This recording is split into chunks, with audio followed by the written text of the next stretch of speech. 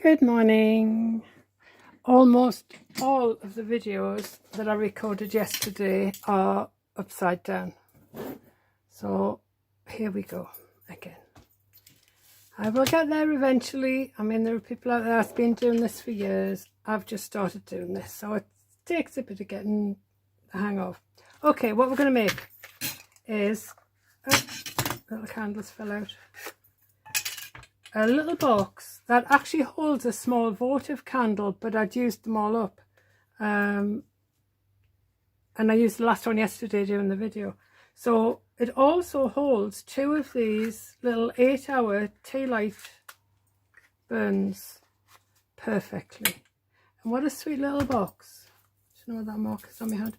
What a sweet little box. Okay, so what we need to make this is just paper scraps really. You don't need any really big pieces.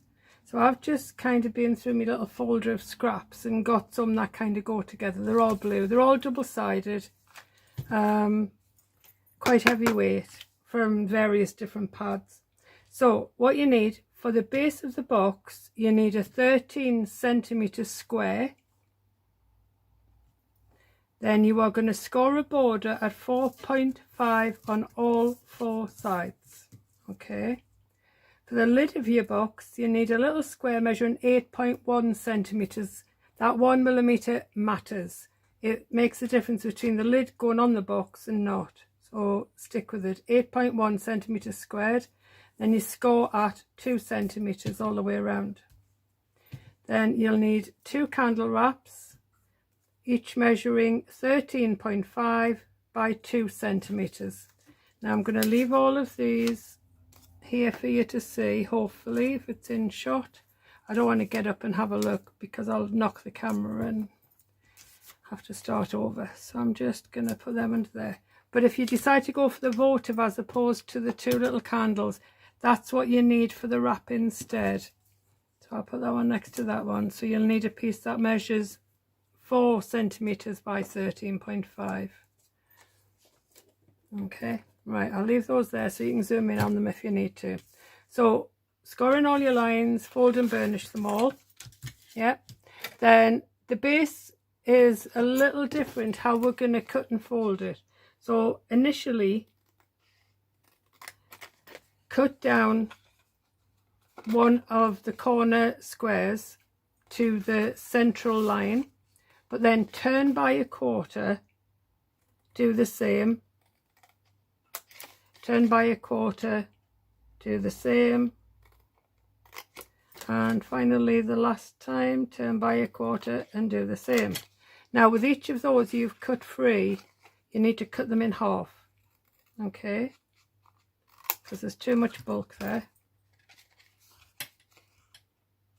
Doesn't have to be exactly half, just half-ish.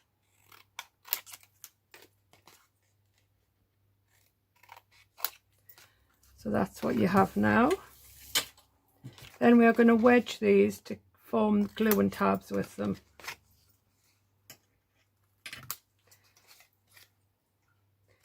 By doing it this way, what we're doing is giving each of the sides a little bit more strength. Not that they need it, and it also reduces the bulk in one place. Because if we did it as we normally do, we would end up with 2 sides of the box that had glue and tabs on that were very heavy and then very thin on the other side. So it just makes more sense to have a tab on each side of the box. Okay, so that's where we're up to with that. While I've got the scissors here, I'm going to go ahead and do the lid. The lid we do as normal. Okay, so just wedge into both sides of your glue and tabs.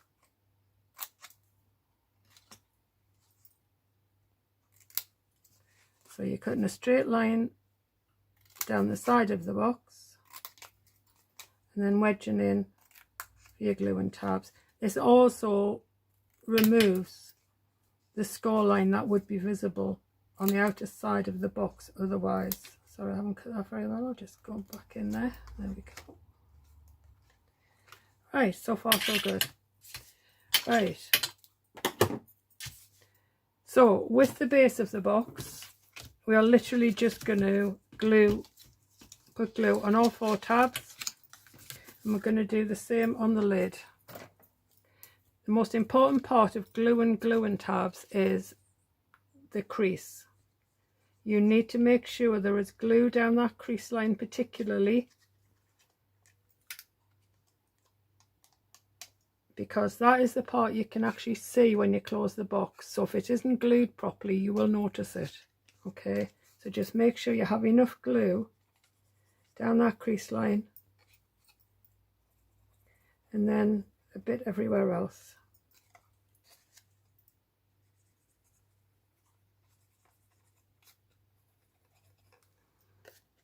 And the last one coming up down the crease line, and a bit everywhere else. And the same with your little lid. The crease line is the most important part.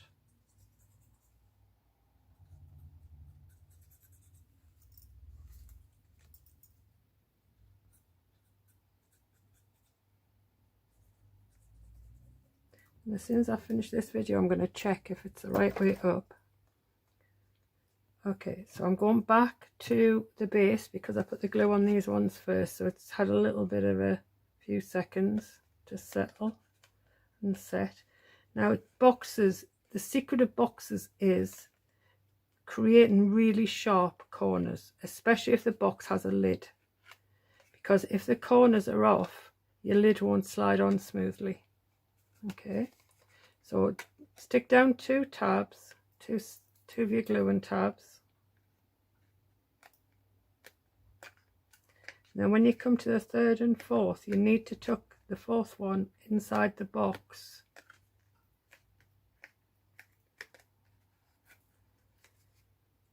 Or you will rip your box apart trying to stick it in, because if I stuck that one next, I would have this on the outside the box and it would make life difficult. So tuck it in now before you stick the third gluing flap down.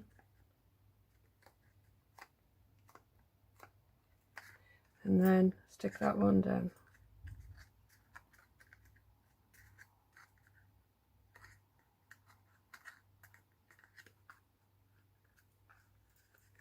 So there's the base of the box. I've got glue all over my fingers again.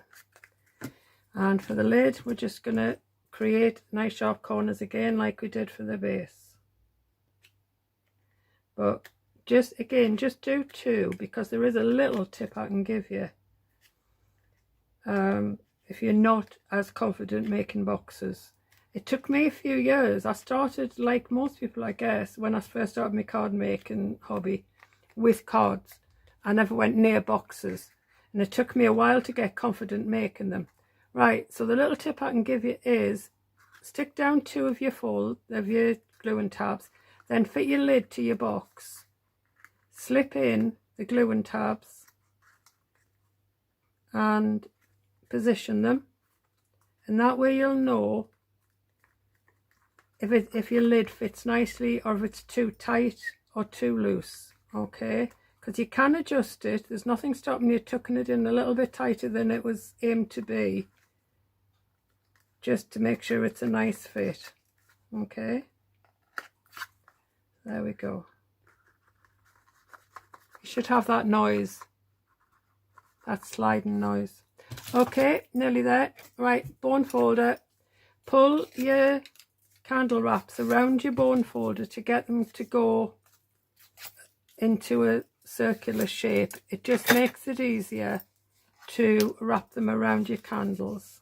Okay, so a little bit of glue on the end.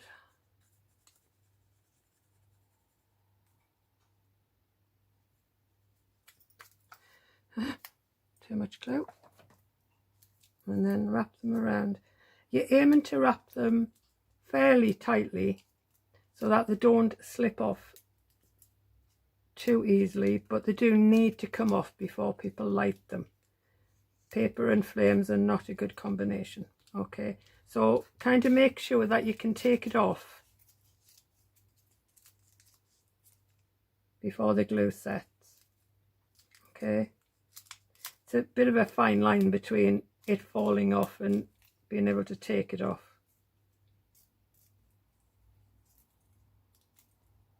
Some people wrap washi tape around They're candles. I haven't got a glue to the end. They're tea lights. Fine. Should be fine. I personally am a bit too wary to do that. But it should be fine. Okay, last one.